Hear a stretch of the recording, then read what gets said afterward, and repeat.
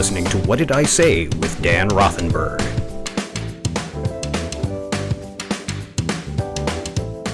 Hello and welcome to What Did I Say? My name is Dan Rothenberg. I'm a stand-up comedian turned therapist. In 2009, I decided to return to grad school because my comedy career was going very well.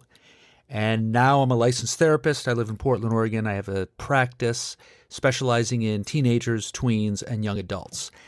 I decided to do this podcast because in the process of working with young people, I've become really passionate about the parenting component of that, specifically helping parents increase their connection and improve their relationship with their teenagers and young adults, now that 25 is the new 17, rather than just focusing on the problems like screen time, homework, motivation.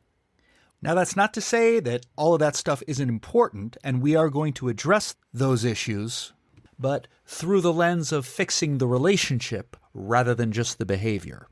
Because we don't want to just be on the sidelines for our children's adolescence. It's actually, believe it or not, it's an exciting time. It's a positive time, and we shouldn't have to miss it. Now, to give you fair warning, a part of improving any relationship is doing some self-reflection. So we're going to have to look at, for instance, what are we role modeling? I have a 12-year-old. Lately, I hear him in his room, like, pacing around and cursing. Son of a... like, adult angst. And I'm like, what are you, being audited in there? I thought you were playing Legos. And I got to tell you, look, I'm a comedian. I don't make a big deal about language. But at the same time, it doesn't really make me feel good, like as a parent, to hear like stress-induced F-bombs coming from my 12-year-old. And there's no rewind on that. It's done. You can't put that back in the bottle. And it's me. But he's not being the me that I want him to be, like the me that's kind of trying to do better. No, he's just being the me that he sees. It's like kids just watch and learn. They're uncompromising like that. But I say let's just get real with it because there's a lot of advantages to growth and change, even though it's uncomfortable and it's scary. We start pushing 40 and 50, we figure we're closed for business. We are who we are. Now our kids just have to deal with it. But let's think of the advantages. First of all, growth and change is free. You don't need insurance to develop as a human being. No copay. Secondly, again, we have a chance of actually fixing the problems that are bothering us if we connect and form a relationship with our teenagers. They might actually listen to us. I swear, I've seen it happen. Well, I've heard rumors of it happening. Look at it this way. I would be willing to guarantee that regardless of the results, spending time learning how to communicate with our teenagers is more valuable than trying to figure out the magic number of days that we take away their phone so they just do what we want. Now, we're going to start off every episode with a parenting tip, something you can put into action starting today. For our first tip, we're going to address the issue of BS.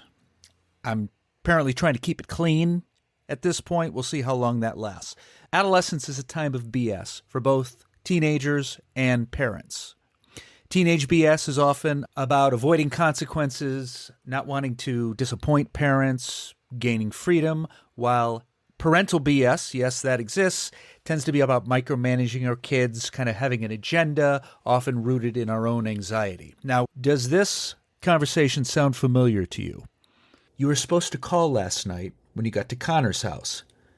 Dude, I tried. Do kids still say dude? Whenever I say dude, I'm playing the role of the kid. Okay, I realize I'm a Gen Xer. Dude, I tried. The call kept dropping. It was like bad cell service out there.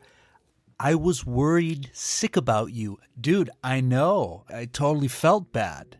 When you don't do what I ask, there was no cell service, dude. You don't believe anything I say anyway, so what's the point? Let's stop there, since we can see where that's going. Now, the problem here, as I see it, is that we're addressing the value of honesty rather than responsibility, which traps the parent into this futile argument about the truth of a situation that we didn't witness. So rather than approaching bullshit, Okay, see, we're there. As being untruthful.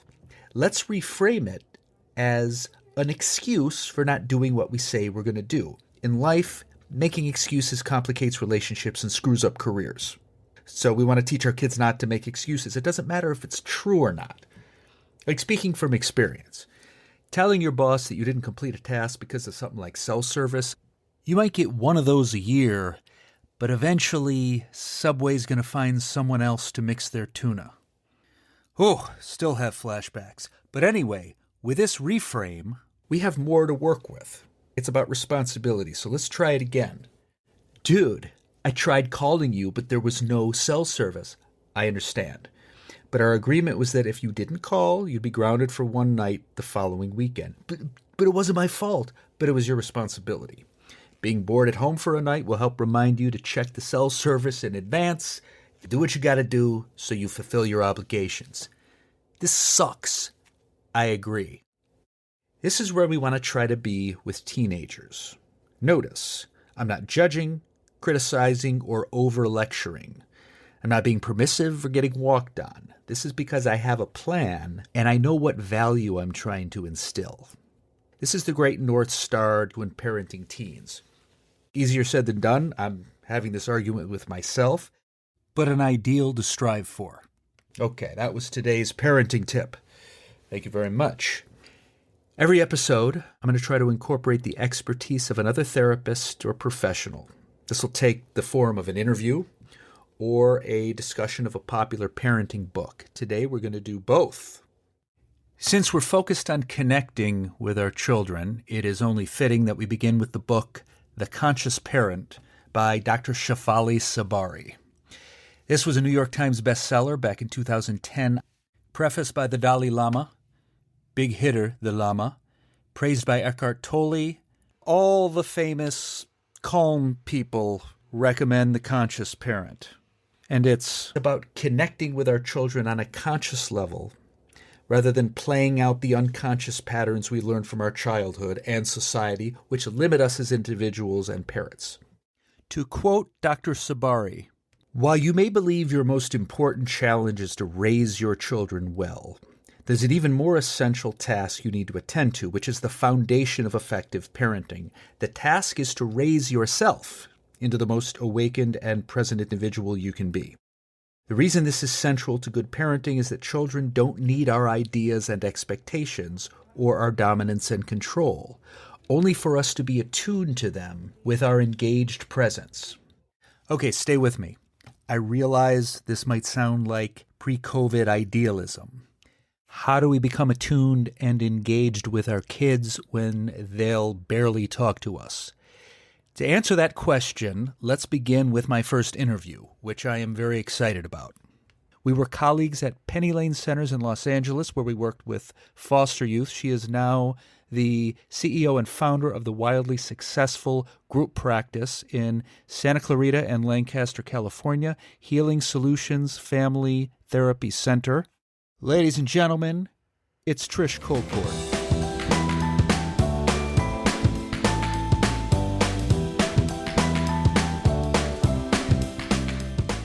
Trish, how does a parent know when they've crossed the line from diligent parenting into being controlling? Well, it's almost like it's not even so much being in controlling as they end up being in a power struggle. Okay. And that's kind of because I sit back and listen. The parents are telling me what's going on. The kids are telling me what's going on. We're in an intake, or mom's in to kind of give me an update of where we're at. It's like she's not actually getting what she wants because of how she's doing it. And she's an amazing parent. She has all of the good intentions. But when you get in these power struggles with kids, you tend to spend more time in the power struggle and less time actually solving the issue. How can you tell? How do I know if I'm power struggling? So I am a big proponent of love and logic parenting. One of the things they talk about is connecting before you correct. Mm-hmm. So connect with your kid because they want to have an investment. Like you want to invest in your kid that's not just redirecting them or punishing them or disciplining them or that kind of thing. Because when they're invested in the relationship with you, then they're going to be more attentive to what you're saying. But it's about giving away the control you don't need. So your kids need to get their homework done. They need to have less screen time. And it's a lot of like giving choices, but you agree with all the choices. right? So it's not like, do you want to do math or do you want to play Halo? Because the kid's going to play Halo all day long, right? It's like, you can play Halo once your math homework is done. It's an enforceable statement. We're not arguing. It's just, it is. You can play Halo when your math homework's done. So I'm hearing structure and sort of having a plan. Yep. And I think this is what I notice it comes down to. Once you're communicating with your kid, trying to stay out of judgment and stay out of argument. So it's not that we're being permissive. It's that here's your choice, homework, then Halo. Right. So, but the whole giving away all the control you don't need isn't just about that conversation. It's giving your kid choices all the time so they feel like they have choice. Kids have these, there's this really great book I used to use when we were doing the work at Penny Lane, and it was called like How Full Is Your Bucket or something like that. And it was about all the buckets that kids need to have filled up. They need like an attention bucket, right? They also need a control bucket. They need to feel like they have control over their lives, because if they feel like they have control over nothing, they stop caring. And then everything's an argument. Give away all the power you don't need. That way, when you put your foot down, the kids are not like, well, they put their foot down for everything. They put their foot down over strawberries, and they put their foot down over staying out till 5 a.m. Like, those are very different things, right? You got something to say about everything, and no matter what I do, it's not good enough. Exactly. And that's when parents and kids are separating. We lose them. No, there becomes this huge divide.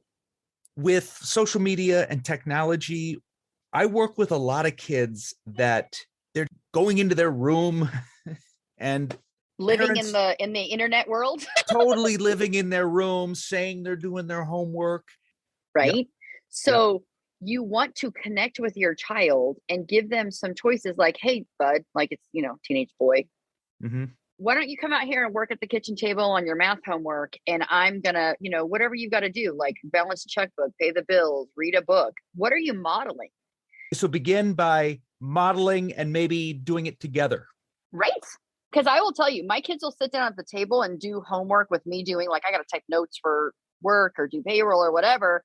I can sit there at the table. They'll sit there and do homework.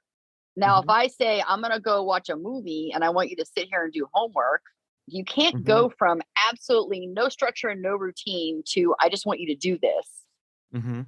And how are you asking them? And a lot of parents give pushback when I talked about, like, how are you asking them to do it? And they'll be like, I'm their parent. It doesn't matter. But it does matter to your relationship. Right. So this absolute power and authority changes as kids grow up. Well, the thing is, remember we talk about there's difference between authoritarian and authoritative, right? If you go into authoritarian, they're just going to tune you out. Authoritative is very different. Like, you are the authority, but you also like care about their feelings, care about what they have to say. Like, they have these underlying needs, because that behavior is not about that behavior. That behavior is meeting some kind of need that they have underlying. And if you can find a healthy way to meet the need, what they call non-preferred behavior will stop. Speaking of non-preferred behavior, so I work with a lot of teenagers who, as therapists, we can tell when there's this separation between the parents and the kids. And the non-preferred behavior, sex, drugs, etc., tends to be present. Right. So what's going on there? They're chasing the feeling of happiness, of feeling accepted, of feeling loved. They're chasing, on a biochemical, they're chasing that dopamine, the serotonin, all of that. They don't have that, right? And they don't get that at home. So if I'm at home and I'm not feeling love and support and acceptance, I'm going to go get it. Exactly. And I'm going to get it the easy way. Exactly. Because they're not going out and having like appropriate, boundaried, healthy relationships to find this love and acceptance. They're going the fast way. Right. They're not sneaking out and finding someone to validate their feelings. Exactly. Oh, speaking of validation, another thing that I use a lot with my parents is you can validate the feelings without validating the behavior. And that will get you a lot further than just harping on the behavior. Right. Okay. I use this with my daughter all the time. I understand why you're angry. I can totally see why you're frustrated. That would be really frustrating to me too. And how you're dealing with it is what's getting you into trouble. So how can I help you deal with your feelings in a different way? And that also goes back to modeling it. Mm-hmm. Okay.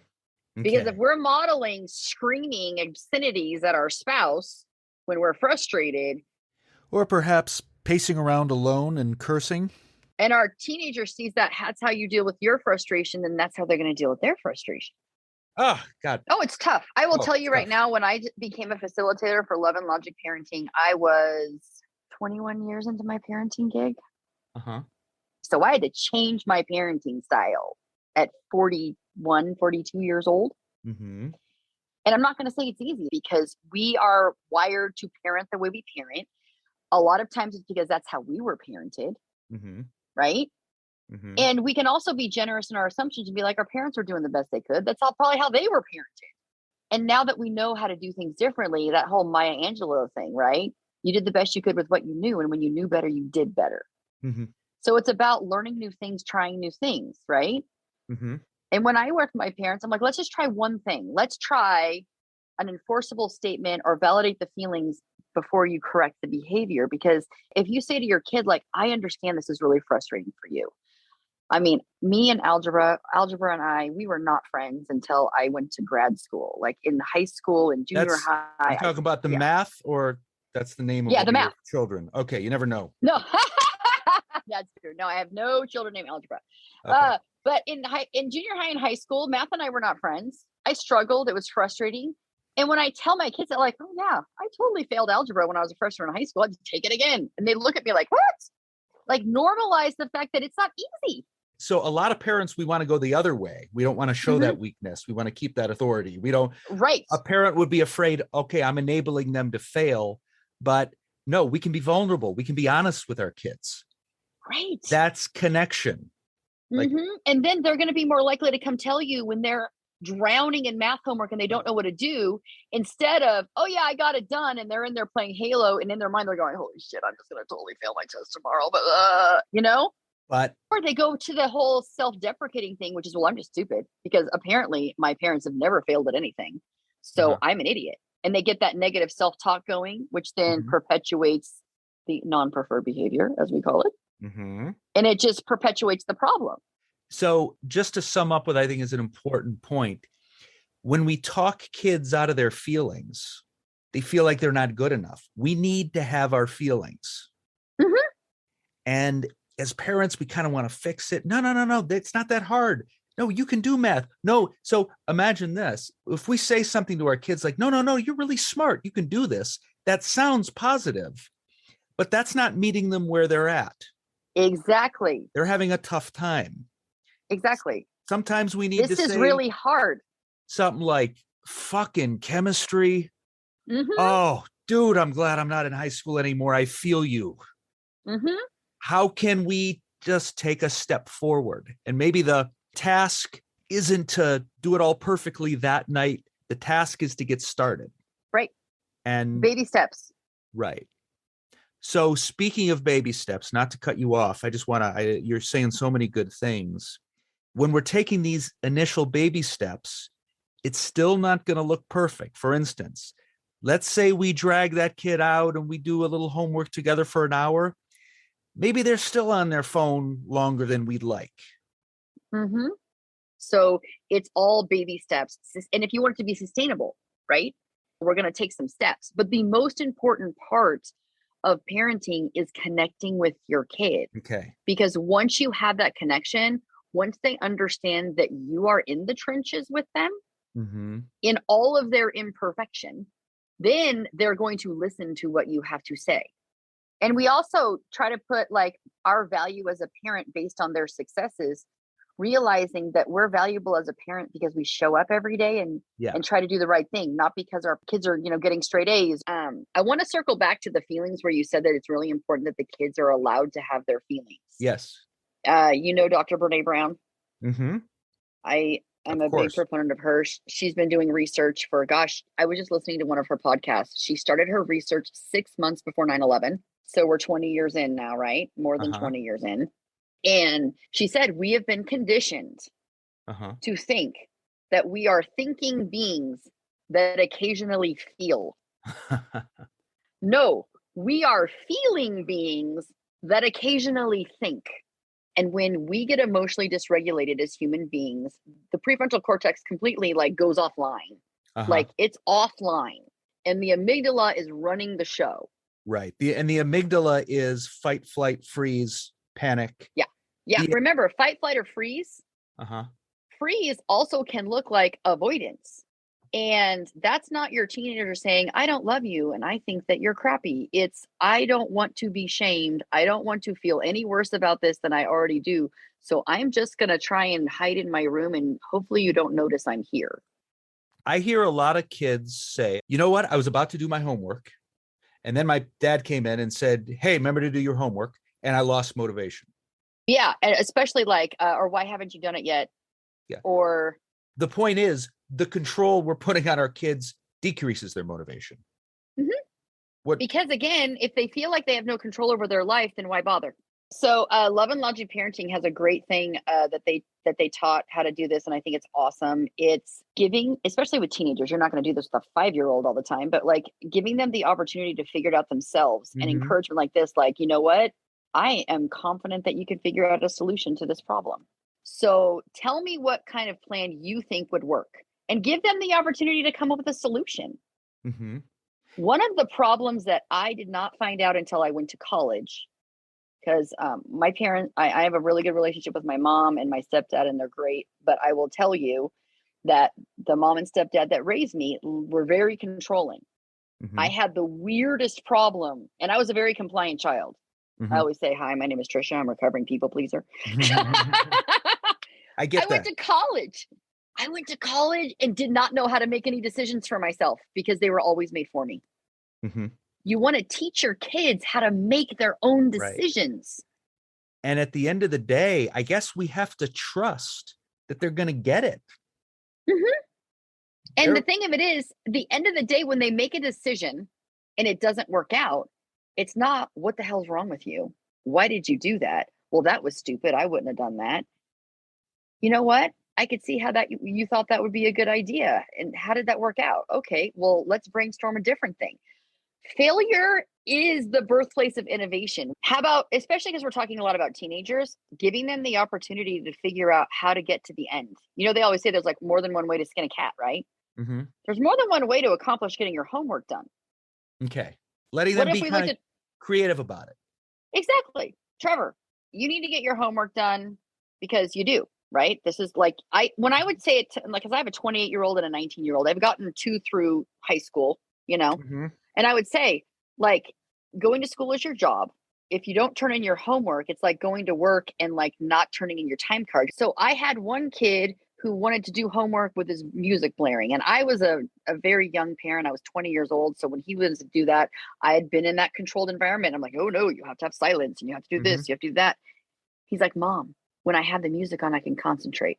And lo and behold, when I just let go of that control and figured out, okay, let's see if you can figure out how to get your homework done with, you know, Metallica going. He got his homework done. Right. My 19-year-old needed breaks. He couldn't sit down and do all of his homework. He would do a couple of pages because he needed the brain breaks. Because also, all of our kids are individuals. They don't function the same way that we do. And we need to give them the opportunity to tell us what they need.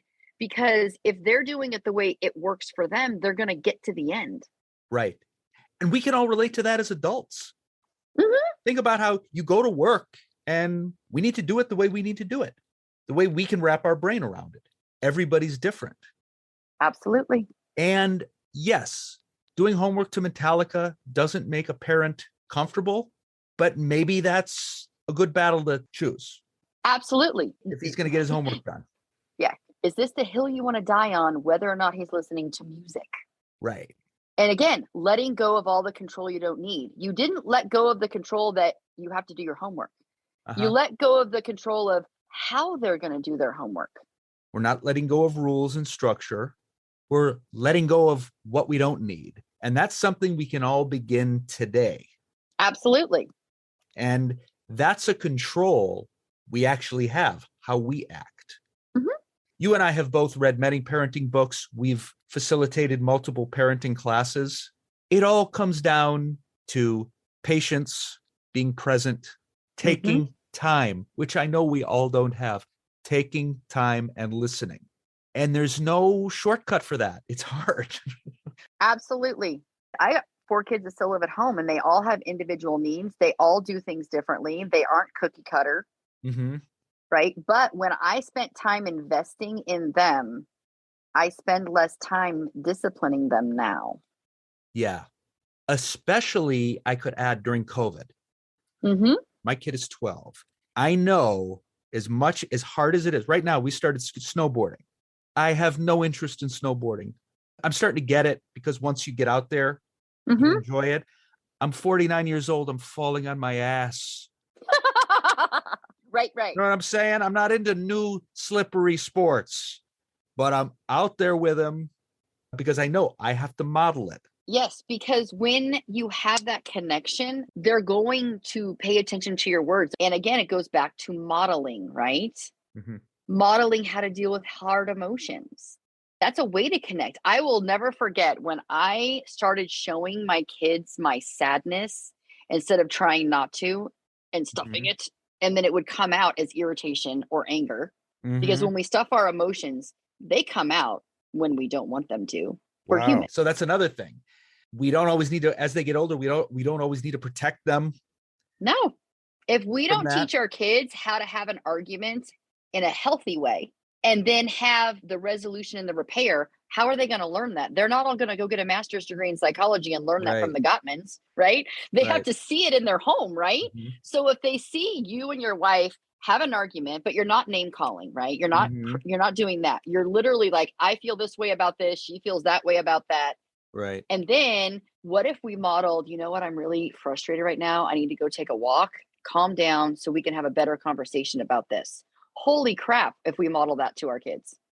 I came home from a really hard day. You know, as therapists, sometimes we have really rough days, emotionally speaking. I walked in, my daughter saw me. She wanted to engage with me. And I said, I'm going to my room. And she followed me to my room. And I said, I've had a really hard day. I'm going to take a bath and I'm probably going to cry. Then I'll feel better. And then we're going to do what we had planned. I really want to spend that time with you, but I'm really sad right now. And I need to handle that so that I can go have fun with you. Okay. And her was like, okay, mom, I love you. And not like, my mom doesn't even want to spend time with me. Because I could have gone in and been like, I can't do that tonight. Right. And just went to my room. Instead, I was vulnerable and told her I had a hard day. I'm going to do X, Y, and Z to feel better. And then I'm going to come down and I can be present with you. And I'm hearing a combination of being honest, but at the same time, not putting the burden on your child. It's not your child's job to cheer you up. No. Nope. You're letting them know, I had a hard day. I'm going to cry. And then we can have fun. Right. Trish, you're absolutely awesome. Give us what's the name of your practice and the locations? Healing Solutions Family Therapy Center. We have a location in Lancaster on Lancaster Boulevard, and we have one in Newhall, just off of Main Street. And are you doing teletherapy? We are absolutely doing teletherapy. We have 27 therapists now. Wow. Are you currently taking clients? We are. Okay. Everybody hear that? Clients. We have a practice taking client. Healing Solutions. What's the phone number? It's 661-903-8822.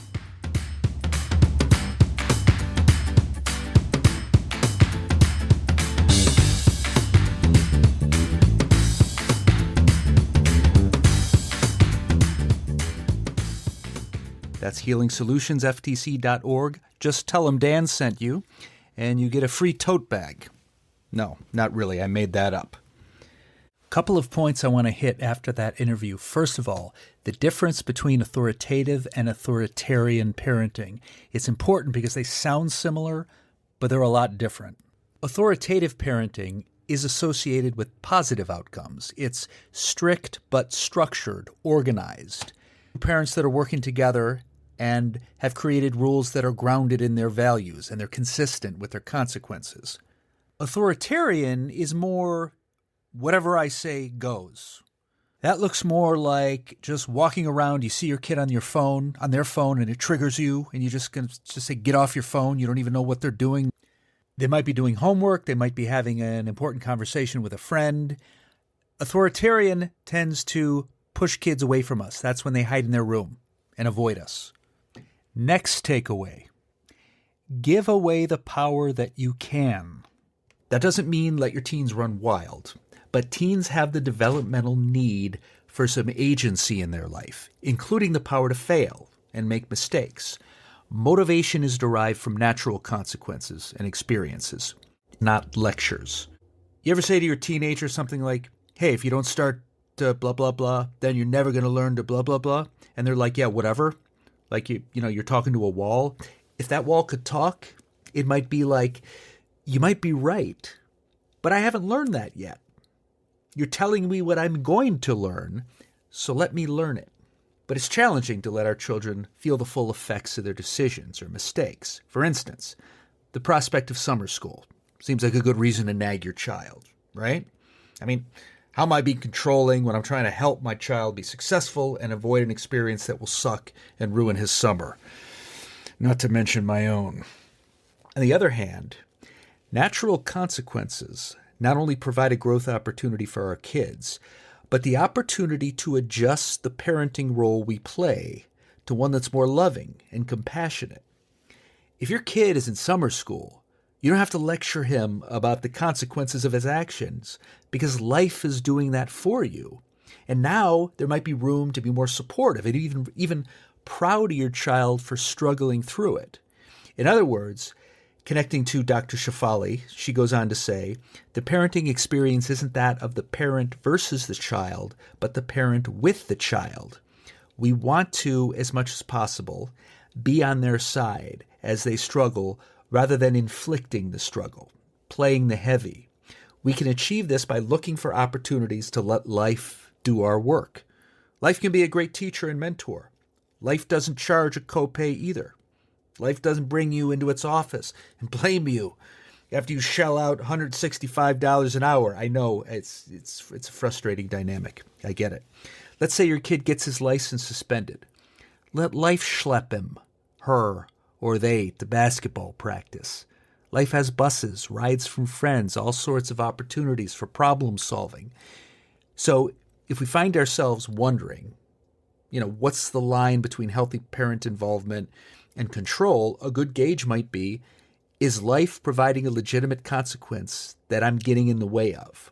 Now, it's easy to give tough love advice when you're sitting here in the therapy chair, yet it's difficult. Okay, I'm still cleaning my son's dishes and picking up his laundry, and I have no excuse for that. So I want to introduce a couple of ideas to help contextualize this. First is a concept that I use with your teenagers and young adults when you send them to me. That is the idea of growth comfort as opposed to the discomfort we experience when we try to do the same thing over and over again, hoping for different results. The idea is that living our values and doing what we know deep down is right is often scary and uncomfortable, but perhaps preferable to the discomfort of banging our head against the wall with your teens by yelling, nagging, and trying to control them. If we're going to be uncomfortable, we might as well grow and at least be able to put our head on the pillow at night knowing we tried to make the tough choices rather than enabling or rescuing them. Okay, secondly, I like to use a lot of sports metaphors when I'm working with parents because sports is filled with failure. If you consistently fail 7 out of 10 times in baseball, you make the Hall of Fame. In football, if a team can move the ball 4 yards a carry every time, they would never lose. You'd always get a first down. But they have to punt anyway. The highest three-point shooters in the NBA miss more than they make. We can be successful parents by just trying to increase our average a few points. It's like Trish said, we're successes for showing up, not because of their achievements. Give away some of the power we don't need. Somebody once said to me something that really stuck. I can't remember who or where I was at the time. It was either AA or Al-Anon or yoga or Yoganon, or I was probably sitting in a circle at the time. If we can change our trajectory just a little bit, we wind up in a completely different place. Great concept for parenting. And by the way, taking steps to connect with your teens is something you can actually control, as opposed to their behavior. I notice of the parents I work with, The helicopter parents often feel out of control, while those that are making efforts to let go are more in control. So I want to talk about an example I had with my 12-year-old. Now, by the way, being a therapist does not necessarily make me good at this stuff. We like to perpetuate that myth. You ever see a therapist in public? We like to be all calm and patient. Hey, buddy, it's someone else's turn on the trampoline now, okay? So I'm going to count to 10 in French or something. And then, of course, when no one else is looking, we're like, okay, get off the trampoline. Get the hurt. You ever do the ventriloquist? Get off of there. The point is, this is an imperfect journey. My son will be on the couch 10 years from now being like, dude, my dad was the classic therapist parent, you know? Always trying to be so diplomatic and non-judgmental. You know what, deep down, I wanted to play football. I wanted to be a winner. We never completely get it right. But right or wrong, we can try to connect with our kid. That being said, this was actually back in 2019. He was in the 4th grade, and now it's 2022. So I'm just trying to bat 300 here. My son goes to a Jewish school in Portland. It was the holiday of Purim, which commemorates, hold on while I Google it, the saving of the Jewish people from Haman, the Persian Empire. Most of our holidays are about fighting off enslavement or getting out of Dodge. Purim involves costumes, and the kids were wearing one to school that day. My son is a dedicated costume maker using cosplay, which is foam, hot glue, and other creative materials. During this time, he had worked very hard on the Star Wars character Jango Fett. Those of you that know Star Wars might sense that there's going to be a problem already. The morning that Purim arrived, I happened to notice an email from school sent, about 2 weeks prior, just getting to it, the subject heading, Purim restrictions. I sensed trouble. The email went on to say that all costumes should be nonviolent so that everybody feels safe. So I say to my son, who is Jango Fett? He answers, a bounty hunter, as he emerges with an amazing, elaborate costume fully equipped with guns and grenades. I was in a kosher pickle. I was pretty sure that the entire costume would be considered violent, yet he had worked so hard on it. What's the right thing to do? Let's put a pin in that question. So I explained the situation to my son, and we made some modifications. He agreed to leave the gun and the grenades at home, but the holsters really pulled the outfit together. So he went into his workshop, and with a marker, and this was his idea, he wrote on the grenades and gun holsters, "This is for food," which I thought was hilarious. For better or for worse, funny trumps all in my house. His mother was a comedian as well. So he went to school as this bounty hunter that doesn't kill people but distributes food to the needy. And it happened to all work out. No calls from the SWAT team that day. However, let's get to the right or wrong of it. And I'll address that with another quote from Dr. Tsabary. A conscious parent doesn't look outside the parenting relationship for answers, but is confident that the answers can be found from both child and parent within the dynamic. In other words, it's not a cookie-cutter approach. There is no finite right or wrong, but always the opportunity to connect. This was between me and my son in that moment based on our family values, which might lean toward artistic and creative. And we were going to learn from the experience together, whether it be an award for best costume or detention. Now you might be thinking, I would have handled it differently. Exactly. When Trish talked about her son doing homework to Metallica, that kind of gave me the willies. In fact, this notion as parents that we have to be right all the time is a trap. Because being right means I got to dig my heels and defend my position. Now I'm going into school. Let's say there was a problem and I'm going into school. How dare you try to censor my amazing child's creativity? Now I'm that a-hole. In fact, as therapists, I don't think we can really tell you exactly how to parent. Some of my colleagues might disagree. Please let me know your thoughts. We can help you make a plan based on your values and our knowledge of teenage behaviors and brain development. But when parents ask, should I let him have his phone back or sleep in a hotel with his friends? I don't want any part of that. What are you trying to accomplish? What are your values? Good parenting is showing up, trying to connect as best we can, improving our batting average. You're a good parent just for listening to this podcast. Join me for our next episode when we're going to talk about trauma. It's going to be really informative. We're going to have a great interview. And even if you or your child hasn't struggled with what we typically label as trauma, abuse, neglect, in other words, the big T's, there are a lot of small T's floating around which teenagers come in contact with. Bullying would be one of them. We want to be aware of the best way to approach these small T's because they often require a specific type of healing. You don't want to miss it. We'll see you next time on What Did I Say?